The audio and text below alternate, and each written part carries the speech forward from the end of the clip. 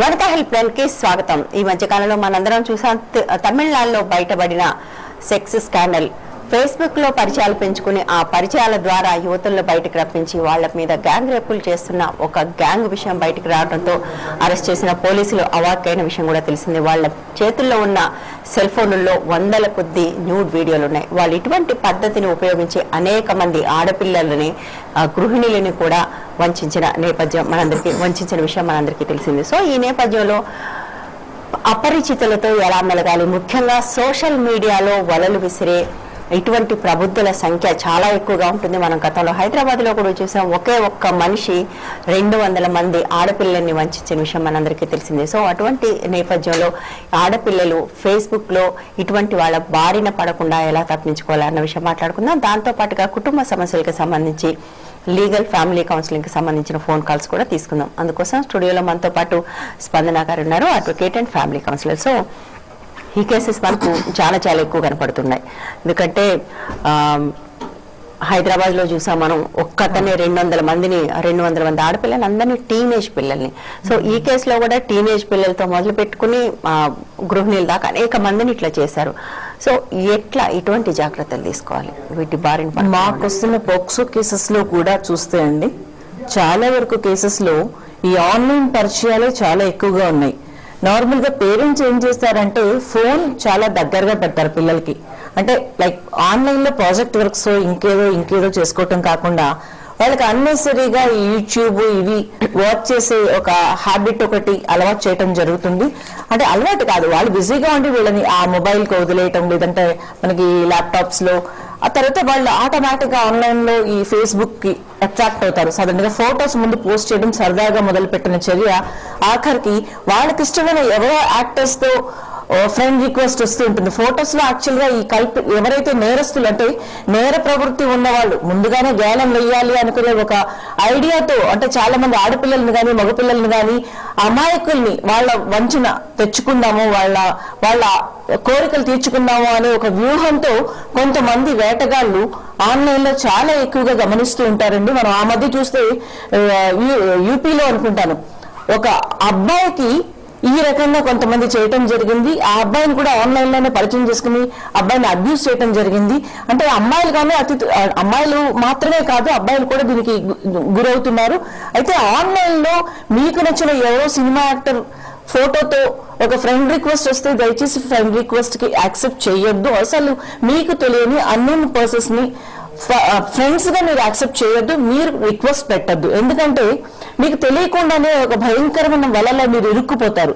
మీరు సరదాగా హాయ్ ఎలా ఉన్నావు ఏంటి అనుకునే మాటలు కాస్త కొన్నాళ్ళకి పరిచయం, ఒక కప్పు కాఫీ తాగడం, లేదంటే ఒకసారి ఎక్కడైనా కలుద్దాం ఏదైనా పార్క్ లో, లేదా సరదాగా మీకు నచ్చిన విషయాలన్నీ కూడా వాళ్ళు మిమ్మల్ని ఫాలో అవుతూ మిమ్మల్ని పరిశీలిస్తూ మీరు ఎలాంటి చాటింగ్ చేస్తున్నారో, మీకు ఏది ఇష్టమో ఇలాంటివన్నీ చూస్తూ ఉంటారు. చూసి పిల్లలకి అట్రాక్ట్ చేస్తారు. ముఖ్యంగా 12 నుండి 18 లోపల పిల్లలు ఎక్కువగా ఇలాంటి వలలో పడటం జరుగుతుంది. చాలా అబ్యూజ్, భయంకరమైన సెక్షువల్ అబ్యూస్ కి గురవుతారు. ఎందుకంటే వాళ్ళు చెప్పుకోలేరు. నువ్వు అసలు ఫోన్ ఎందుకు పట్టుకున్నావు అని కసురుకునే తల్లిదండ్రులే కానీ వీళ్ళు ఫోన్ లో ఏం చేస్తున్నారు, ఆన్లైన్ లో ఏం చాటింగ్ చేస్తున్నారు, ఎవరితో పరిచయాలు పెంచుకుంటున్నారు అని దగ్గర కూర్చుని తల్లిదండ్రులు షేర్ చేసుకునే రోజు లేదు. ఏం చదివారు, ఎంత చదివారు, ఎన్ని మార్కులు వచ్చాయి, ఈ 3 మాత్రమే ముఖ్యం.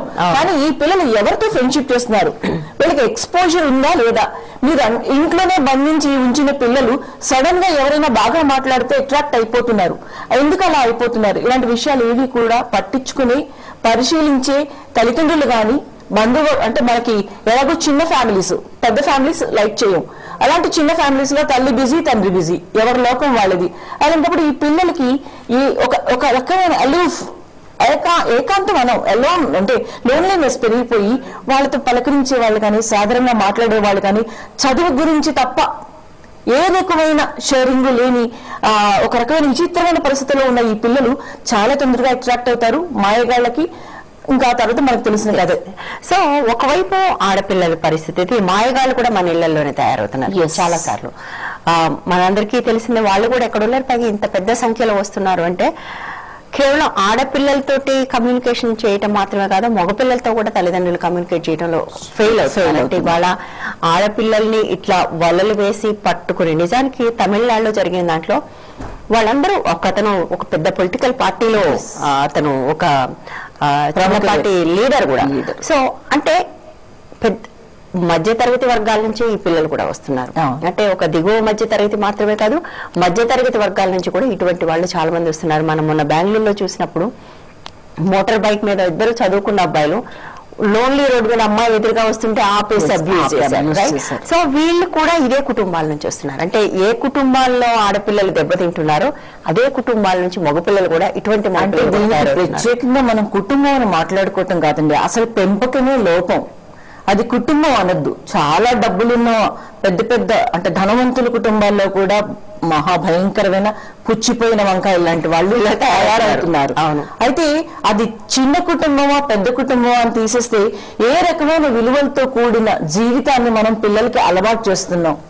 రేపు పొద్దున్న ఇలాంటి అలవాట్లు చేసిన పిల్లలు పడినన్నాళ్ళు ఆకలి కొన్న పులిలాగా పడినన్నాళ్ళు బయటపడి తర్వాత ఈ తల్లిదండ్రులనే మింగేస్తారు. అది మాత్రం ఎంతో దూరం ఉండదు.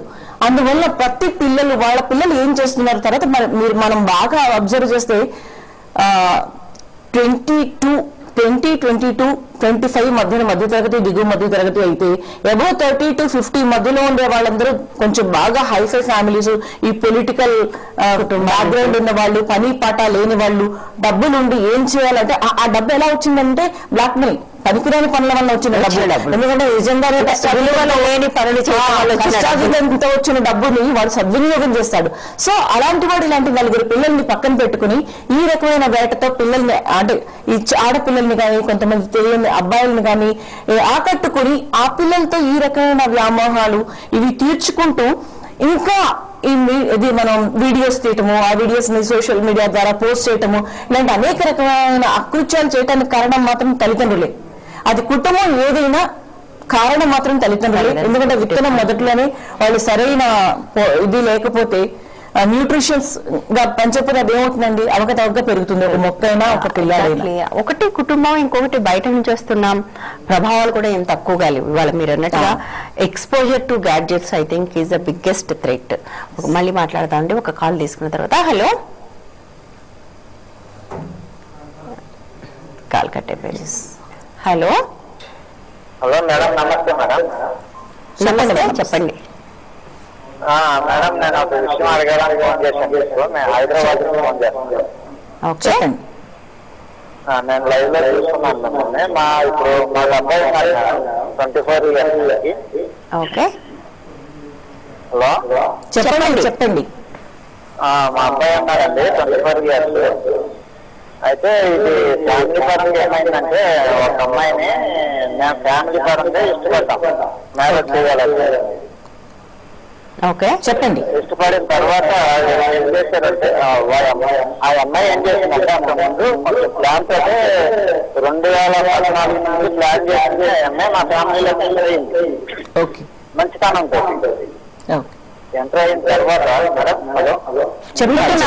చెప్పండి, కొంచెం బ్రీఫ్ గా చెప్తారా? చెప్పండి సార్, వింటున్నాం. ఎంటర్ అయిన తర్వాత ఇదేది మాకు తెలియదు మేడం.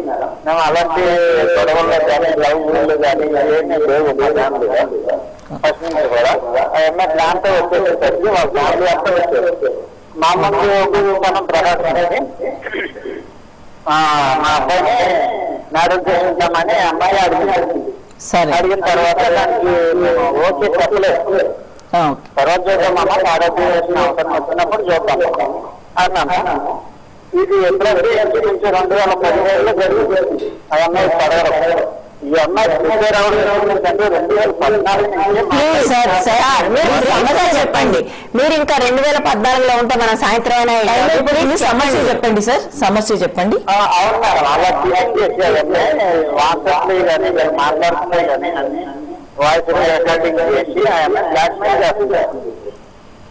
ఇప్పుడు పెళ్లి చేశారా లేదా? లేదు మేడం. తర్వాత అమ్మాయి క్యారెక్టర్ తెలుసుకుంటే అమ్మాయి చాలా జాగ్రత్త తెలిసిన తర్వాత లేదమ్మా మ్యారేజ్ అయితే చేయదలుచుకోలేదు మేము, కొన్ని రోజులు ఆహారం అన్న తర్వాత అప్పుడు అవన్నీ బయట చేసి ఇవన్నీ నాకు వచ్చినాయి. ఈ మాటలు కానీ మీరు అన్న మాటలు కానీ అబ్బాయి నాలుగు బాగా అని బ్లాక్ మెయిల్ చేస్తున్నారు. సరే, ఆమెకి ఫిజికల్ గా అతనేం దగ్గర అవ్వలేదా? లేదు మేడం. ఫిజికల్ గా శరీరానికి అయితే దగ్గర రాలేదు కానీ సంక్షిప్త మాత్రం పాడుతుంది. మామూలుగా మాట్లాడుకోవడం. సరేనండి. అంటే ఏదైనా ఆవిడ రేపొద్దున కేసు పెట్టినా ప్రతి ఒక్కటి కూడా ఆమె నిరూపించాల్సి వస్తుంది. ఇందులో మీ అబ్బాయి తప్పెంతుందో ఆ అమ్మాయి తప్పెంతుందో మాకైతే తెలియదు, వింటున్న మాకు. మీకు ఎంతవరకు మీకు కూడా సగం కన్నా ఎక్కువ తెలిసి ఉండదు. ఒకవేళ ఫిజికల్ గా వాళ్ళిద్దరి మధ్య ఏ ప్రాబ్లమ్ అంటే ఏ చనువు లేకుండా ఉన్నంత వరకు అతను సేఫ్. ఒకవేళ ఆ అమ్మాయి 18 కన్నా లోపల అమ్మాయి అయితే, ఒకవేళ 18 కన్నా దాటిన 18 సంవత్సరాలు వయసు దాటిన అమ్మాయి అయితే ఒకవేళ ఫిజికల్ గా ఉంటే మాత్రం ఆ అమ్మాయి ఏదైనా కేసు పెట్టడానికి ఛాన్సెస్ ఉంటాయి. ఎందుకంటే రేప్ అనేది తనకి ఇష్టం లేకుండా జరిగిందని కేసు పెట్టడానికి అవకాశం ఉంటుంది. అంతేకాని ఇష్టం లేకుండా మిమ్మల్ని పెళ్లి చేసుకోమని ఏ కోర్టు చెప్పదు, ఏ పోలీస్ స్టేషన్స్ చెప్పదు. అయితే అమ్మాయి ఏజ్ 31, అబ్బాయి ఏజ్ 24. ఓకే ఓకే సరేనండి. ఒకవేళ మోసపోయి ఉంటే మేల్కోండి, ఏదైనా అందులోంచి బయటపడండి. ఎందుకంటే మీరు చెప్తున్న ప్రకారం ఒకవేళ మోసపోయి ఉంటే నిజంగానే అది ముందే మీరు చూసుకోకపోవటం మీ తప్ప. అంత మరి ఏజ్ లో వ్యత్యాసం ఉన్నప్పుడు మీరు ముందే కొంచెం చూసుకోవాల్సింది. ఇప్పుడు మించిపోయింది ఏం లేదు, మీకు ఏం ప్రాబ్లం ఏం రాదు. ఏ ఉన్నప్పటికీ ఆవిడ నిరూపించాల్సి ఉంటుంది. పోలీస్ స్టేషన్ కూడా వెళ్ళిన తర్వాత ఇప్పుడు మీరు మమ్మల్ని అడిగి మేము చెప్పే సలహా కూడా నిజానికి ఏమీ లేదు. ఏం ప్రమాదం అయితే ఏం ఉండదు సార్. నిజంగా ఇష్టం లేకపోతే ఏ కోర్టులో పెళ్లి చేయం. రైట్. సో చాలా సార్లు మనకేమనిపిస్తుంది అంటే మన పిల్లలు మంచి వాళ్ళే, ఎప్పుడు అవతల వాళ్ళే ట్రాప్ చేశారని గట్టిగా నమ్ముతారు, అందరూ నమ్ముతారు. అది అమ్మాయి వాళ్ళని అడిగితే కూడా సేమ్ స్టోరీని అటువైపు నుంచి చెప్తారు. సో కాబట్టి ఒక అమ్మాయికి ఒక అబ్బాయికి మధ్య ఏం జరిగిందన్నది మనం ఎవరము జడ్జ్ చేయడానికి లేదు. వాళ్ళిద్దరిని నిర్ణయించుకోనివ్వండి. కావాలంటే ఇద్దరిని తీసుకెళ్ళి ఒక ఫ్యామిలీ కౌన్సిలర్ దగ్గర కూర్చోబెట్టండి. అమ్మాయి ఇది కాదు అసలు, ఏంటి పెళ్లి, ఈ వ్యవహారం, ఈ రిలేషన్షిప్ ఏంటి అని తీసుకెళ్లి కూర్చోబెట్టండి. మీరు కాకుండా అంటే ఈ సంబంధం ఉన్న వాళ్ళు కాకుండా ఇలాంటి కేసెస్ లో ఎప్పుడు కూడా నిజంగానే ఆ అమ్మాయి మోసం చేసింది అనుకోండి, ముందు మీరు అంటే మోసపోయిన తప్పు మనదే. ఎవరైతే అంటే గొర్రె కషాయం అని నమ్ముతుందంటారు, అలా ఒక మోసం నిజంగా కొన్ని కేసెస్ లో అమ్మాయిలు మోసపోతుంటారు, అబ్బాయిలు మోసపోతుంటారు. అది కామన్. అయితే ఆ మోసం ఇక ముందు ఇలాంటి కేసెస్ లో మాత్రం కొంచెం జాగ్రత్తగా ఉండండి. 2014 నుంచి 2019 వరకు ఆవిడ వీళ్ళు అవకాశం ఇచ్చినట్టే అయింది. సో ఇన్ని సందర్భాల్లో ఒక సందర్భంలోనైనా తెలియలేదా? సో అలాంటి వాటిల్లో మరి ఎలాంటి జాగ్రత్తలు ఉండాలి అనేది కూడా మనం పెట్టుకోవాలేమో ఒకసారి. Right, exactly. సో అన్ని సంవత్సరాల పాటు ఉన్నప్పుడు మీరు అంటే ఆమె ప్లాన్ ప్రకారమే వచ్చింది అని అంటున్నారు. అది నిజమో కాదో తెలియదు. ఎందుకంటే ఒక ఆడపిల్ల ఒక ప్లాన్ ప్రకారం ఒక అబ్బాయిని ట్రాప్ చేసి పెళ్లి చేసుకుంటే కూడా సుఖంగా ఛాన్స్ లేదు. విపరీతమైన ధనవంతుడైనా ఉండాలి అంటే ట్రాప్ చేయడానికి కూడా what is the reason behind it అనేది ఆయన కనిపెట్టగలగాలి. అవును, రైట్. యా. సో మనం అసలు బేసిక్ గా ట్రాప్ గురించే మాట్లాడుకుంటున్నాం. వాళ్ళ సోషల్ మీడియా ట్రాప్ గురించి, ఆన్లైన్ ఆఫ్లైన్ ట్రాప్స్ అన్నిటి గురించి మాట్లాడుకుంటున్నాం. బట్ మనం ఎప్పుడైనా ట్రాప్ అనగానే అంటే ఇదొక రకం ట్రాప్ అనుకోండి, కుటుంబాల్లో తెలిసి అందరి దగ్గరికి ఇళ్ళకి వచ్చి కూడా.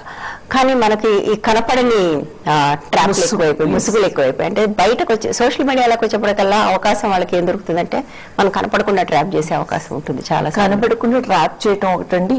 వీళ్ళ అమాయకత్వం అండ్ చాలా ఇంట్రెస్ట్ అన్నమాట పిల్లలకి. కనపడని ఆ ఎవరో స్నేహితులు, అసలు ఒక్క విషయం గుర్తుపెట్టుకోవాలి, ఆ కనపడని స్నేహితులు అంటే మీకు ఎందుకంత ఉత్సాహం వద్దు, అంత ఉత్సాహం వద్దు. ఎందుకంటే అంత చీకటిలో అంటే ఏదో అంటారు ముసుగు వేసుకున్న ఆ స్నేహితులు ఎవరో తెలియక ముందు మీరు ఉత్సాహంగా మీ గురించి ఉన్న వివరాలన్నీ మీరు చెప్పటం, వాళ్ళు కలుద్దామన్నా ఎక్కడైనా ఉందామన్నా మీరు ముందు దయచేసి కుటుంబాలు కలవండి, ఒక్కరు మాత్రం కలవద్దు. ఎందుకంటే ఈ రోజున ఒక కూల్ డ్రింక్ లో మొత్తం మంది కలపొచ్చు, ఇంకేదో చేయొచ్చు, బ్రదర్స్ నో సిస్టర్స్ నో చంపేస్తామని బెదిరించవచ్చు. ఎందుకంటే చాలా సెక్షువల్ అబ్యూస్ కేసెస్ లో నీ చిన్న తమ్ముడిని చంపేస్తాము, నీ అన్ని చెల్లిని చంపేస్తాము, లేదంటే అమ్మా నాన్న బయటకు వస్తారు కదా అప్పుడు ఏదో చేసేస్తాం.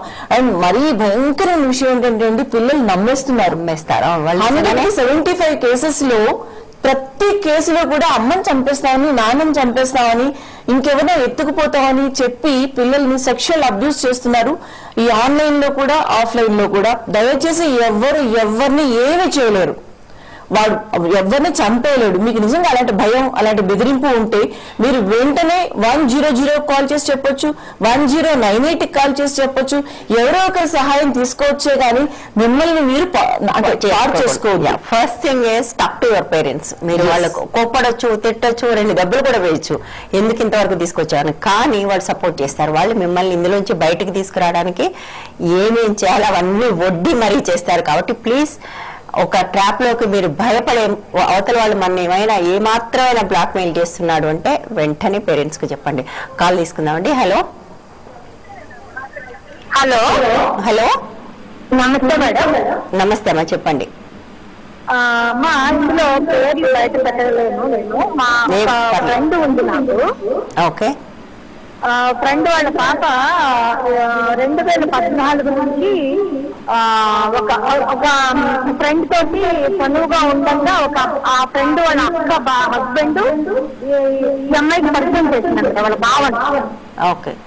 ఆ పాప కోసం వెళ్తూ ఈ పాపని ట్రాప్ చేశాడనమాట. ఆల్రెడీ పెళ్లి ఉంది, మ్యారీడ్, పాప ఉంది ఆ అబ్బాయికి. అయితే వాళ్ళ తల్లిదండ్రులకు తెలియకుండా 3 years బ్యాక్ మ్యారేజ్ చేస్తున్నాడు. ఈ పాప అమెరికా వెళ్ళిపోయింది. అమెరికా వెళ్ళిపోయిన తర్వాత 2014లో వస్తే 2016లో అమ్మాయి ఇండియా వస్తే అమ్మాయిని ట్రాప్ చేసి మ్యారేజ్ చేసుకొని ఆ అమ్మాయితో వెళ్ళిపోయాడు. ముందు అమ్మాయికి డైవర్స్ ఇచ్చాడో లేదో తెలియదు, వాళ్ళ తల్లిదండ్రులకు తెలుసో లేదో తెలియదు. ఆ పిల్ల ఇంట్లో అసలు ఏ విషయాలు చెప్పలేదమ్మా. దాన్ని ఎలా ప్రొసీడ్ అవ్వాలో తెలియక వాళ్ళు సమ్మతం అయిపోతున్నారు. ఎవరు ప్రొసీడ్ అవ్వాలి ఇప్పుడు? ఎవరు ప్రొసీడ్ అవ్వాలనుకుంటున్నారు? ఇప్పుడు అమ్మాయి వాళ్ళ తల్లిదండ్రులు అండి. అమ్మాయికి తెలుసా? అమ్మాయి దగ్గర మ్యారేజ్ సర్టిఫికేట్ చూసిందమ్మా. ఓకే. ఇప్పుడు అమ్మాయికి తెలుసు అతనికి ఆల్రెడీ పెళ్ళయింది, పాప కూడా ఉందని తెలిసి అతను పెళ్లి చేసుకుంది. అవును.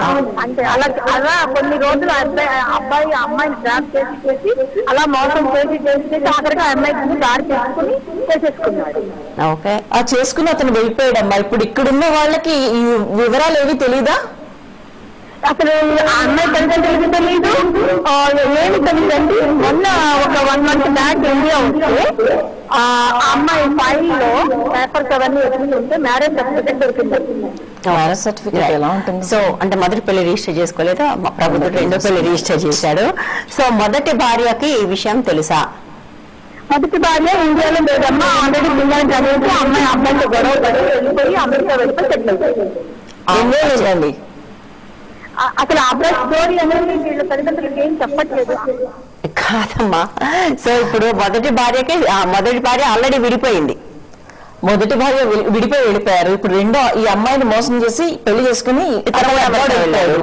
ఇప్పుడు సమస్య ఎవరమ్మా? ఇప్పుడు మళ్ళీ ఆమెతో ఉండనంటున్నాడా ఏంటి మీ సమస్య? వాళ్ళ అమ్మా నాన్నకి ఇష్టం లేదు ఈ అమ్మాయి. ఓకే, వాళ్ళ అమ్మా నాన్నకి ఇష్టం లేకపోయినా అండి ఇప్పుడైతే ఏం చేయగలిగేది లేదు. అసలు మామూలుగా ఏంటంటే ముందు భార్య వచ్చి కంప్లైంట్ చేస్తే మాత్రమే ఇది ఇష్యూ, ఈ అబ్బాయి మీద ఇష్యూ అవుతుంది. అదర్వైజ్ ముందు భార్య వచ్చి గొడవ పెట్టుకోనంత కాలం ఇది ఇతనికి ఇష్యూ ఉండదు. రైట్, బైగమైన ఇష్యూ ఉండదు. సో బేసికల్ గా ఒకటమ్మా, మనకు టైం పూర్తిగా అయిపోయింది కానీ సమిట్ అప్ ఈ పెళ్లి చెల్లదు. అబ్బాయి ఏదైతే ఈ అమ్మాయి చేసుకున్న పెళ్లి ఏదైతే ఉందో అది చెల్లదు. కానీ దురదృష్టవశాత్తు అతను మొదటి భార్యని రిజిస్టర్ చేసుకోలేదు, ఆ పెళ్లిని ఇది రిజిస్టర్ చేసుకున్నాడు. అయితే మొదటి భార్య ఆమె వదిలేసి సో కాబట్టి ఇది మొదటి భార్యకి ఇష్యూ అయితే తప్ప ఇందులో ఇష్యూ ఏమీ లేదు. వాళ్ళ అమ్మా నాన్నకి అబ్బాయి వాళ్ళ అమ్మా నాన్నకి ఇట్లా నా కూతుర్ని రెండో పెళ్లి వాడు చేసుకున్నాడని ఒక బాధ తప్ప ఇందులో పెద్దగా వేరే ఏమీ ఉందని అనుకోవట్లేదు. సో ఆ అమ్మాయి వర్రీ అయితే ఎవరైతే మళ్ళీ రెండోసారి పెళ్లి చేసుకుని అమెరికా తీసుకెళ్ళిందో ఆ అమ్మాయి వర్రీ అయితే కూడా ఇష్యూ అవుతుంది. సో ఆ ఇద్దరు అమ్మాయిలో ఎవరో ఒకరు కంప్లైంట్ చేస్తే మాత్రం ఇది సమస్య, లేకపోతే ఇది సమస్య కాదు. థ్యాంక్ యూ సో మచ్ స్పందన గారు. ఇది వాళ్ళ హెల్ప్ లైన్. రేపు మరో అంశంతో మళ్ళీ కలుద్దాం. Stay tune to 130 TV.